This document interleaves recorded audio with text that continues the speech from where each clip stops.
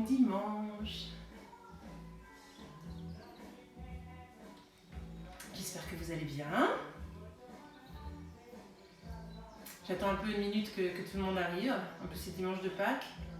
Donc peut-être certains lapins qui se sont levés très tôt ce matin pour cacher dans des appartements, des maisons ou des jardins des petits œufs au chocolat. Donc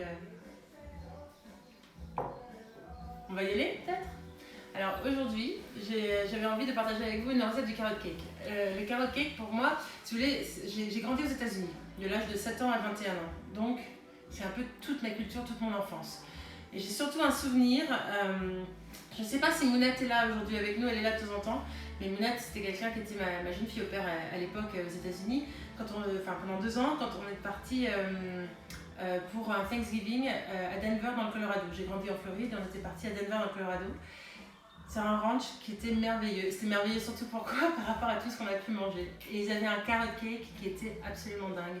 Je devais avoir 12 ans à l'époque. Je m'étais coupé la frange toute seule, un peu à l'américaine, etc. Et tout. Mais j'ai un souvenir de ce carrot cake et j'essaye de retrouver, j'ai essayé de retrouver ce moelleux, ces choses, parce que ça peut être un peu aussi sec ou lourd, et pour que ça soit moelleux. Donc j'ai essayé de travailler sur cette recette. Et ce que j'ai trouvé qui aidait pour se rapprocher le plus de cette recette-là, c'était de rajouter de la pomme. Parce que carrot cake, évidemment, avec des carottes, mais avec un petit peu de pomme, du coup, ça rendait un petit peu moelleux. Et puis, le petit truc en plus aussi, que je mets dans beaucoup de mes gâteaux, mes cakes, etc., c'est le bicarbonate de soude, qui tout d'un coup fait que tout est un peu plus allégé. Donc voilà, on va faire un petit tour peut-être des ingrédients et ensuite on se met en cuisine. Alors on va commencer là ici. Donc du coup là j'ai déjà râpé mes carottes, il y en a 5-6. J'ai des noix, j'ai des raisins, j'ai du coup 2 pommes que j'ai hachées. Il y a des œufs, 4, de l'extrait de vanille, 2 sucres différents, donc du sucre roux et du sucre blanc. Après vous pouvez aussi décider d'utiliser qu'un seul sucre. Moi j'aime bien mélanger les deux, mais c'est vrai que vous faites un peu en fonction de ce que vous avez. De l'huile végétale, donc voilà. Ensuite il nous faut, moi je mets du 4 épices et de la cannelle, de la farine, 250 g. Alors je reviens sur les épices cannelle, ça vous dosez en fonction de vos goûts. Là j'ai une grosse cuillère à café de cannelle et j'ai 1,5 de 4 épices, mais vous dosez en fonction de vos goûts. Donc de la farine 250 g, le bicarbonate de soude, donc c'est 2 pincées à peu près, du sel. Alors idéalement ce qu'il faut pour ça c'est avoir 2 moules. Si vous en avez qu'un, vous allez devoir attendre la cuisson en 2 fois. Mais sinon 2 moules qui peuvent être de la même taille ou non. Moi j'ai pris de la même taille, mais vous pouvez en avoir un qui va être plus grand en dessous et un autre qui sera plus petit au-dessus. Enfin voilà, ça peut être dans une autre forme, rectangulaire aussi. Comme vous voulez. Rectangulaire, il faudra juste bien faire en sorte, vous pouvez peut-être en faire en un seul et le couper en 2 pour mettre la crème entre les deux. C'est surtout ça, et la crème on y arrive. Le frosting justement. Donc moi je l'ai fait avec du beurre doux, qui doit être un peu mou, ça fait un moment qu'il est dehors là, de l'extrait de vanille, un petit peu de lait et du sucre glace. Il y a à peu près 250 g. Ensuite, ça vous verrez, on va le doser, ça dépend de vous si vous voulez quelque chose de plus épais ou de plus liquide. Donc ça c'est vraiment le goût de chacun. Mais ça, on fera après. Déjà, on va commencer par notre gâteau et je vous propose de préchauffer votre four à 180 déjà. Alors Christophe est toujours avec nous, heureusement, il m'aide. Donc il va essayer de me lire si vous avez des questions, des choses et tout, n'hésitez pas. Je serais ravie d'y répondre. Première question, quelle est la recette? Le carrot cake. Un bon carrot cake. Vous retrouverez en fait tous les détails de la recette ensuite sur le compte de À la table. D'accord? Là je vais l'expliquer en le faisant, mais ensuite vous pourrez avoir vraiment tout le déroulé sur le compte de À la table. Alors, ce qu'on va déjà commencer à faire, c'est qu'on va mettre notre farine dans un contenant. Ok? On va mettre une bonne pincée de sel, 2 pincées de bicarbonate, de belles pincées. Hein. Voilà. Le four est sur chaleur tournante. Hein. Chaleur tournante 180. Hop. Donc là, je mélange bien tout ça. Je vais ajouter les épices. Ok. Voilà. Et je mélange. Alors question, est-ce anglais ou américain comme recette? Moi je dirais que c'est plutôt américain, mais c'est une bonne question. Moi c'est vraiment le côté, j'ai grandi avec aux États-Unis. Je pense que c'est une recette plutôt américaine.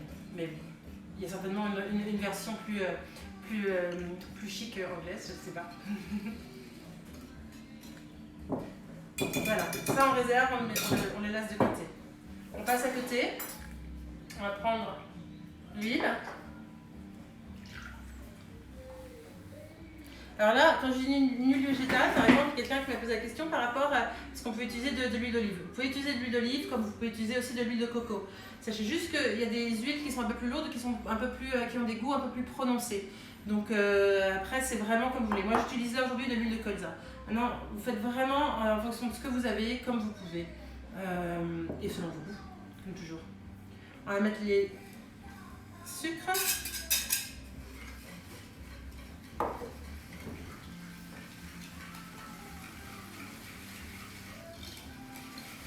L'huile de pépins de raisin aussi, ça peut être. Oui, il y en a plein, il y en a vraiment des différentes. Donc, moi, il faut que j'avais de l'huile de colza à la maison, j'ai utilisé ça. Voilà. Surtout en ce moment, faites avec ce que vous trouvez, on fait comme on peut, on arrange les choses. Alors, combien de sucre? Alors, sucre, là, j'ai mis 150 g de sucre blanc et 200 g de sucre roux. Après, vous pouvez mettre une sorte de sucre, etc. C'est pas mal sucré quand même.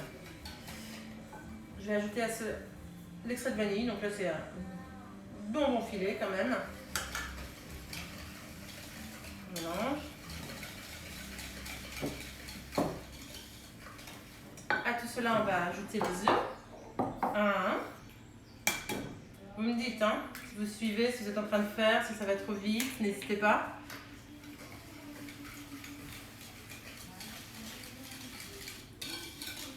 J'espère que vous allez bien, que vos proches vont bien, que vous restez à la maison le plus possible. C'est important. Ok, il y en a 4 en tout. Et alors moi, je ne sais pas pour vous, mais quand je suis allée faire les courses l'autre jour, tout d'un coup c'était les œufs qui étaient compliqués à trouver, mais on retrouvait de la farine. Donc c'est vrai que c'est un peu... Et surtout les tablettes de chocolat aussi. Il y avait plein de tablettes de chocolat qui avaient disparu. Je pense que tout le monde a fait une razzia de tout ce qui était crunch, côte d'or à la noisette, nougatine, etc. Il y avait plus de tablettes de chocolat. Alors, pas mal de personnes qui arrivent. Oui, dont bienvenue. Steph Fabre qui arrive, dont Steph, coucou Steph. qui est perdu. Alors, est-ce que tu peux faire un petit récap depuis le début? Bien sûr. Alors, en fait, je redonne tous les ingrédients ou ouais, on fait un petit... Allez. Alors, je vais commencer par la première préparation, on va faire le mélange de farine. Donc il faut 200... Donc c'est un carrot cake. Oui, pour ceux qui savent pas, c'est un carrot cake. En fait, là, ce que j'ai préparé en tout premier, c'est très simple, c'est 250 g de farine avec un mélange de... une bonne pincée de fleur de sel, 2 grosses pincées de bicarbonate de soude qui vont faire que le gâteau va être vraiment plus léger, moins lourd. Parce qu'on met quand même pas mal de sucre, d'huile et tout, donc hop, voilà. Et puis là-dedans, il y avait de la cannelle et du 4 épices. Alors ça, il faut doser selon ses goûts. Cannelle, moi j'ai mis 1 cuillère à café et à peu près 1 cuillère et demie à café de 4 épices.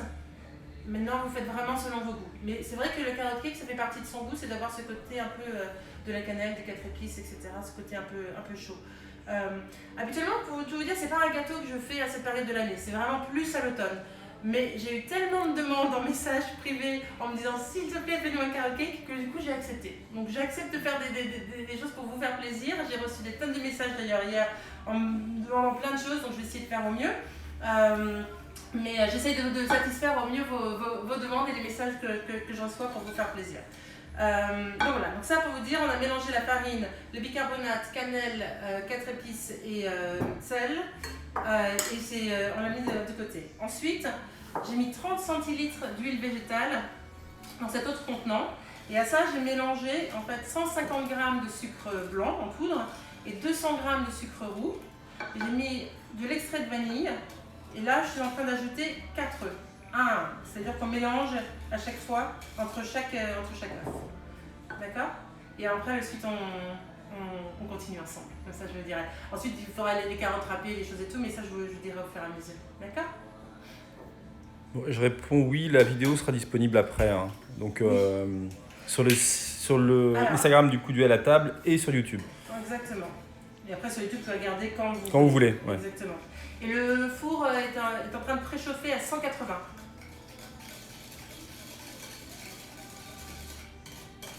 As-tu mis les œufs entiers, en entier? Oui. Tout à fait. Oula, beaucoup de sucre.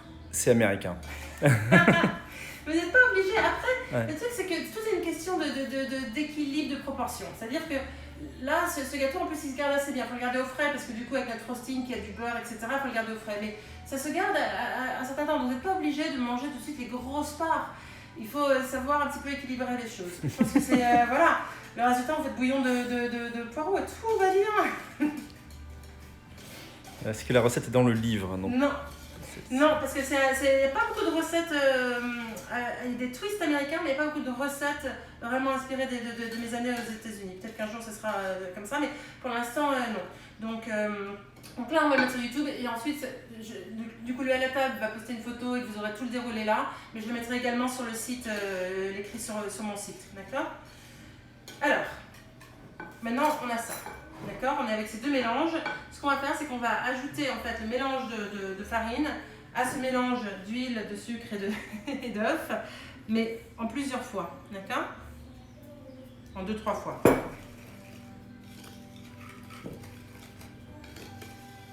À quand une réédition du livre, s'il vous plaît? Alors. Le truc du livre, je vais vous expliquer, c'est que le livre, en fait, les livres, pas le mien en particulier, mais les livres en général ne sont pas vus comme des produits de première nécessité en ce moment. C'est voilà, une question à se poser là-dessus, mais c'est pas le débat là aujourd'hui. Mais du coup, ils ne sont pas vus comme des produits de première nécessité. Du coup, en fait, tous les sites, dont le mien par exemple, on ne peut pas commander de réassort. D'ailleurs, l'entrepôt de l'éditeur est fermé, ils n'y ont pas accès. Parce qu'on ne peut pas, voilà, c'est pas un produit de première nécessité. Donc, il sera disponible après le confinement.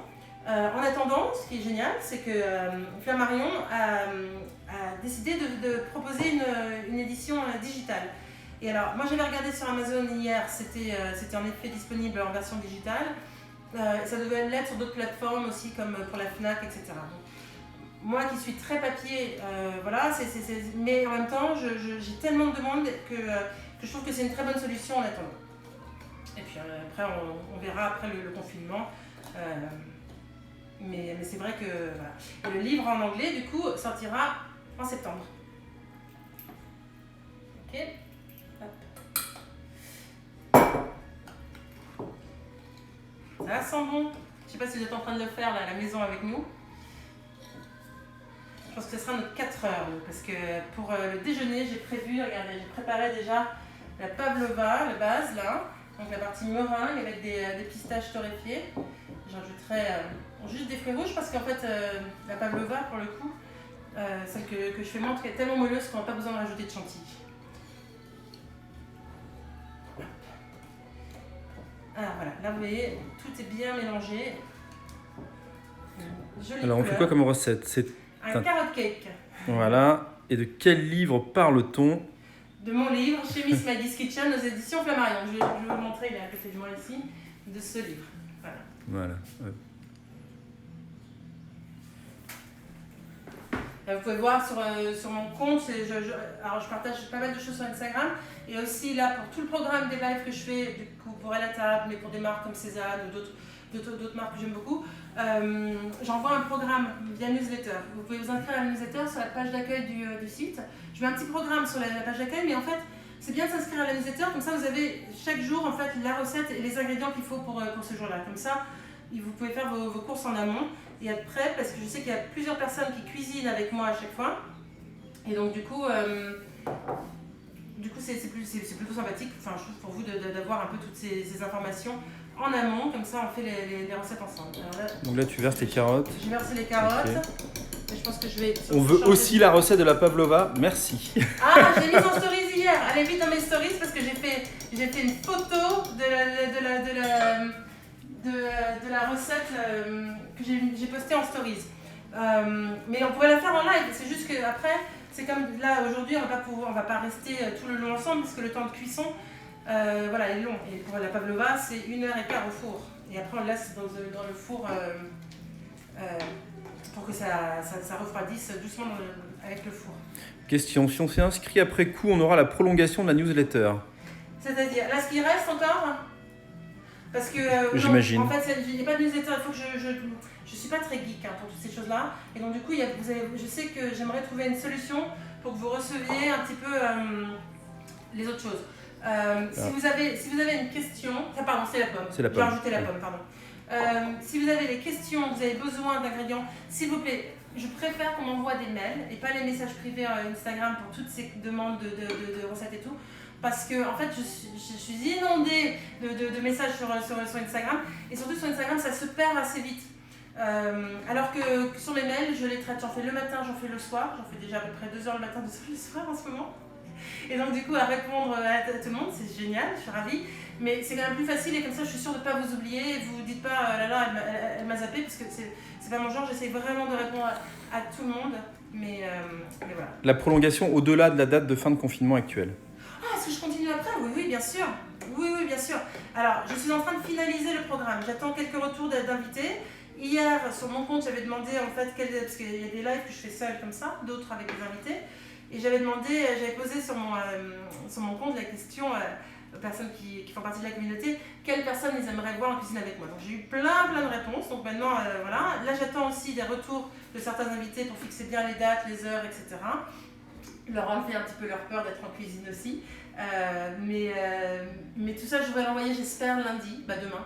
Vous envoyez le programme au moins jusqu'au 25 à peu près.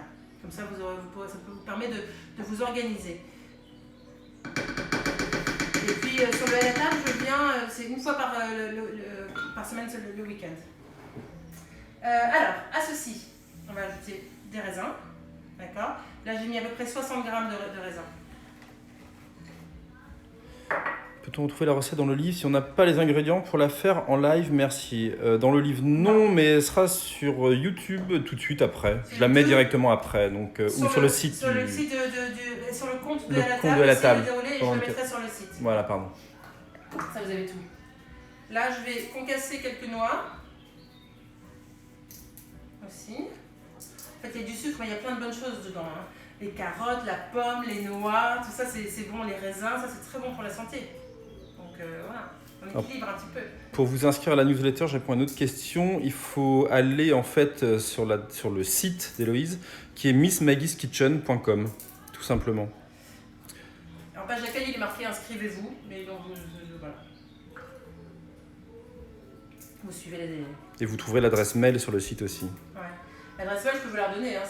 Mon adresse mail, c'est contact au singulier @missmaggieskitchen tout attaché, donc M-I-2-S M-A-2-G-I-E-S K-I-T-C-H-E-N.com. Tout ça. Et je réponds à une autre personne qui... C'est la réponse en fait. Bah non, ça me concerne, mais oui, j'ai beaucoup de chance de vivre avec Héloïse, ça je le sais, j'en suis conscient. Ça dépend des jours, vous savez. Je suis aussi une femme de caractère. Sans blague.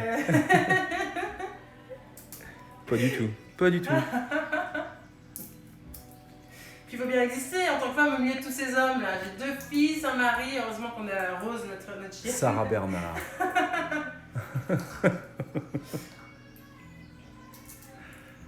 Donc aujourd'hui on fait ça ensemble le carrot cake. Demain sur mon compte je fais une pizza aux tomates cerises avec Ondine Saglio de CSAO, une grande amie. Alors je sais que les tomates cerises sont pas complètement de saison, etc. et tout. C'est la recette qu'elle adore, c'est sa recette chouchou, elle a souhaité la faire et je pense qu'en ce moment il faut se faire du bien. Donc il faut aussi savoir lâcher sur ces choses-là, on fait comme on peut nous faire du bien.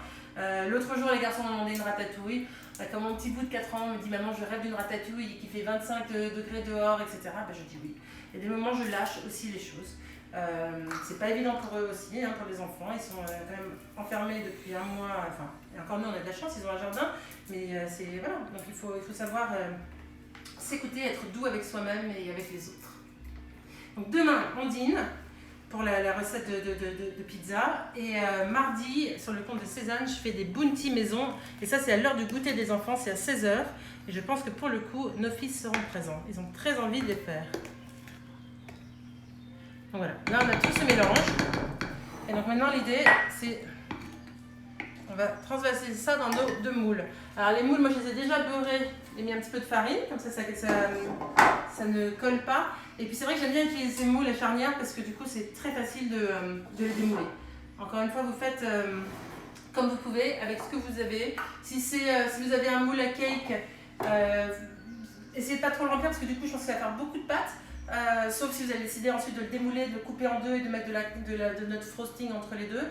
Vous pouvez le faire aussi, ça c'est tout à fait possible de le faire aussi en format muffins, si vous préférez le faire en muffins. Vous faites comme vous voulez. Moi je veux juste que voilà, les gens soient heureux. Alors.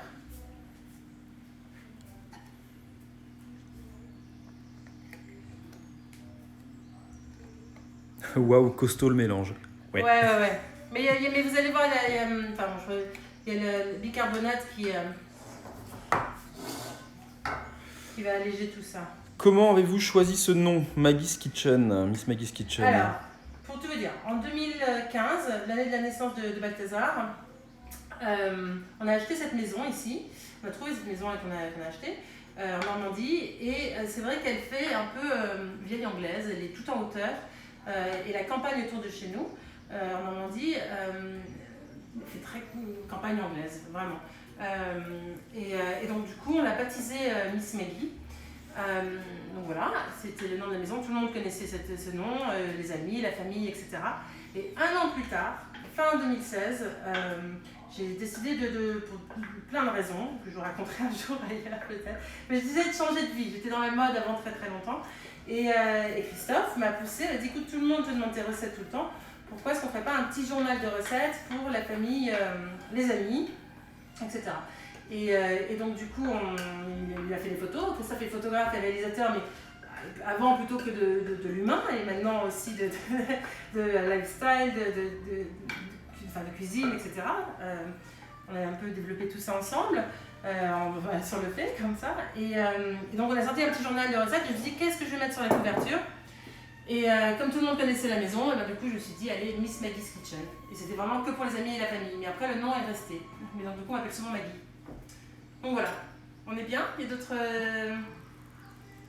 Alors, après les raisins, on ajoute les noix. Oui. Ok. Bah, c'est moi qui passe passe suivi. Cassé. J'en ai gardé un petit peu. D'accord. Pour la décoration, mais exactement. Ah, du coup, vous avez aussi de la chance d'avoir Christophe. Merci. Ah, mais évidemment. Non, mais évidemment. Et puis, si Miss Maggie's Kitchen existe aujourd'hui, c'est lui qui m'a poussé à faire tout ça. C'est un travail en commun. À partager mes recettes avec un peu plus de monde que mes amis et ma famille. Donc, non, bien sûr. J'ai énormément de chance. Bien sûr. Alors moi, je le nourris et puis lui, il me montre tout ça avec ses magnifiques photos, ses films aussi. On fait des films ensemble. Donc, voilà. Je vais mettre tout ça au four, enfourner, donc le four est à 180, d'accord? Et on va laisser cuire pendant à peu près 35 minutes, 30-35 minutes. Il faut vérifier, évidemment c'est comme pour tous les gâteaux, vous mettez avec une lame de couteau pour vérifier la cuisson au centre, d'accord? Alors, question, à quelle heure sera le live de la pizza demain? Pizza de demain, 11h30. Sur ton compte, du coup. Sur mon compte. Et si vous êtes intéressé, en fait il y a 3, du coup pour la pizza, il faut que je m'en occupe absolument aujourd'hui. Je vais vous faire des stories. Je vais soit vous décider de faire votre propre pâte à pizza, et là je vais vous donner une recette qui marche à tous les coups et qui est très bonne. Si vous voulez la faire sans gluten, je vais vous donner une autre recette où ce sera une pâte mais à base de chou-fleur. Il faut en avoir à la maison, mais voilà. Et sinon vous l'achetez. Hein, on fait au mieux comme on peut. Maintenant c'est vrai que c'est mieux de faire quand on peut, de faire maison, c'est déjà mieux que il n'y a pas tous les conservateurs, les sucres en plus, les trucs et tout. Voilà. Et puis c'est agréable, c'est vraiment agréable de faire comme son pain, ses pâtes, etc. Mais encore une fois, vous faites comme vous pouvez. Mais c'est à 11h30 demain sur mon compte, sur Miss Maggie's Kitchen. Et Christophe sera là aussi pour répondre à vos questions. Et je réponds juste, c'est un carrot cake aujourd'hui, ouais. Pour celle qui arrive. Alors, pendant que ça cuit, moi ce que je vous propose c'est qu'on va préparer le frosting. Donc pour ça, moi j'ai pris 90 g de beurre qui était un peu plus mou tout à l'heure, mais voilà, on va essayer de ramollir un petit peu la cuillère. J'ai pris 250 g de sucre glace, un peu d'extrait de vanille et 2 cuillères à soupe de lait. Maintenant, c'est quelque chose le frosting c'est très personnel. Il y a des gens qui aiment assez ferme, d'autres plus liquides un peu. C'est vraiment comme vous voulez. Il y a d'autres façons de le faire. Là, je le fais au beurre, mais de temps en temps, il m'arrive de le faire aussi avec du cream cheese, ce qui est très bon aussi. Vous faites avec ce que vous avez, comme vous pouvez. Il y a plein de recettes pour ça. Pour le coup, le frosting, vous trouvez plein de recettes sur Internet.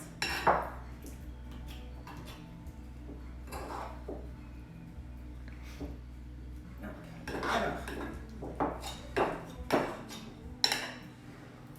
bien le rendre bien mou. Question, est-ce que c'est possible à la mascarpone? Oui, certainement. J'ai jamais fait de la mascarpone, mais oui, bien sûr.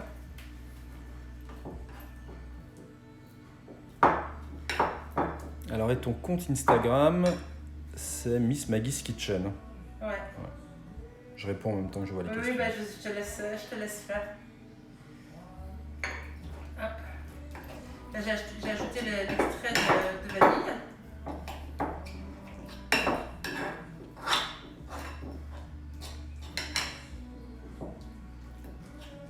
Voilà, on va mettre. Alors, du sucre glace. Pour mélanger tout ça, on va mettre le lait. Après, vous pouvez, parfois, il faut rajouter un peu de lait, il faut rajouter, sinon, si vous voulez moins liquide, il faut rajouter du sucre glace. Vraiment, ça vous dosez au mieux. Vous pouvez le faire certainement aussi avec un robot, pour ceux qui ont un robot.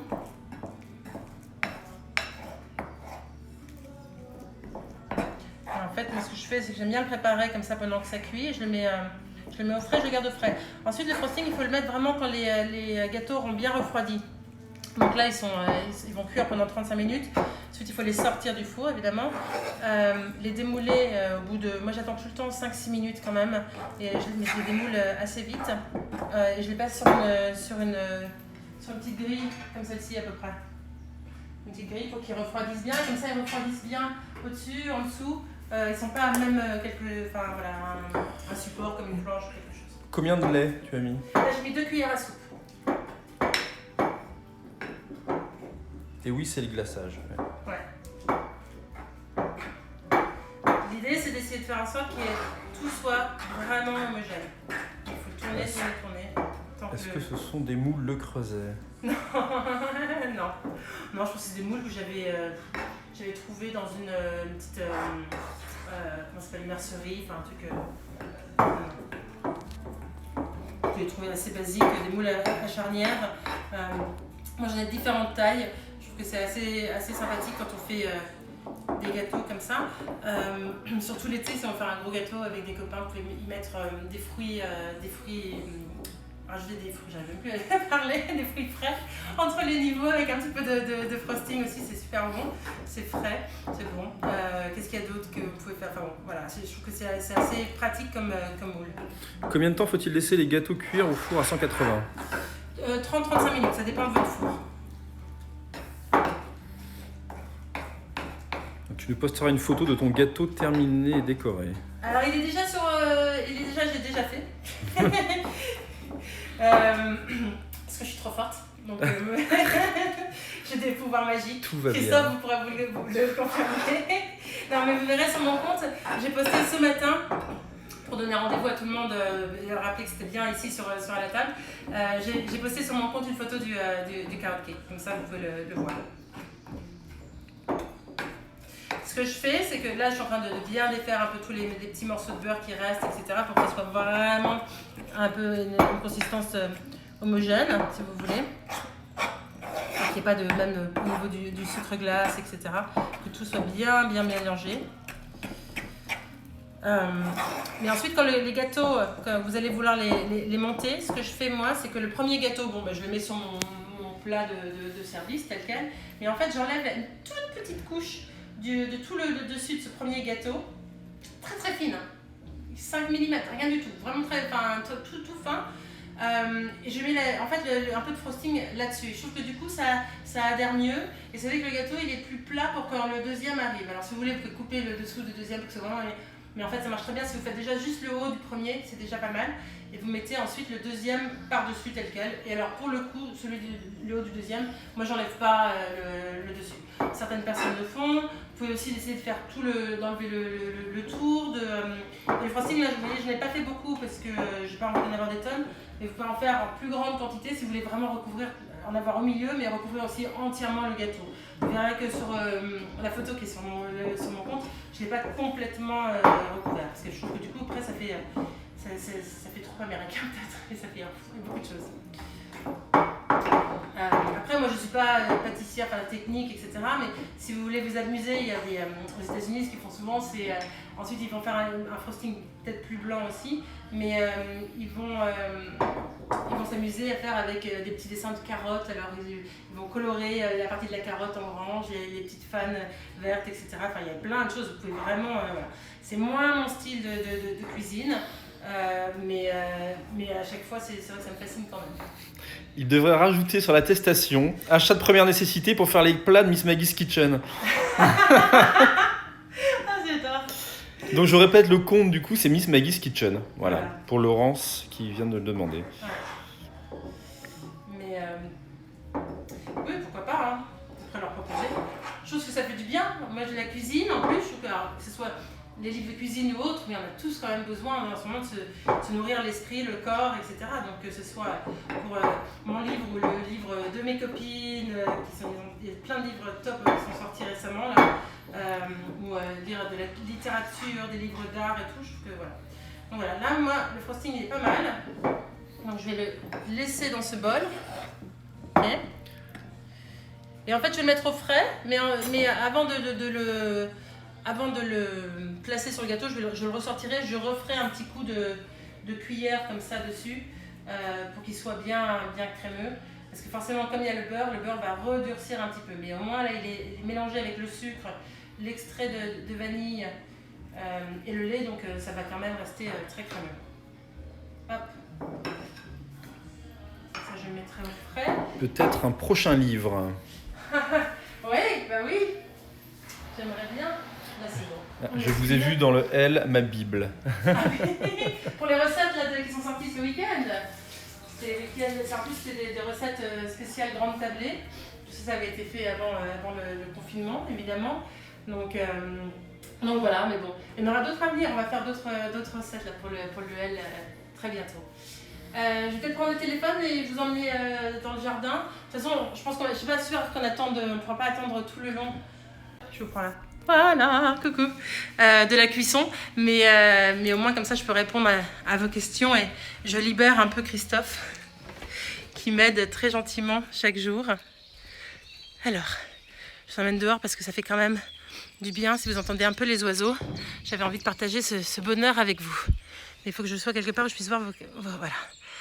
Ah, ça me fait plaisir. Alors... Le L, bah oui, moi j'étais pas sûre du coup si ça sortait ou non, etc.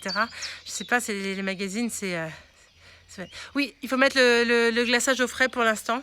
C'est mieux parce qu'il va rester en extérieur le temps que les gâteaux cuisent et qu'ensuite ils refroidissent complètement. Il vaut mieux le mettre au frais et le ressortir un petit peu après. Oui, Christophe, c'est mon mari. Il n'y a personne d'autre qui vient pour filmer pendant le confinement. Non, c'est Christophe, mon mari. Mon collier, je vois une question par rapport à mon collier. Alors mon collier, en fait, ça fait des années qu'il se construit tout seul, mais ce sont un peu tous mes gris-gris, tous mes porte-bonheur, et c'est vrai qu'il est toujours précieux. Ça a commencé avec le poisson, voilà, de la marque Malarino. C'est fait à la main par des artisans en Colombie. Et puis ensuite, il y a des petites médailles et des choses voilà, qui sont venues au fil du temps.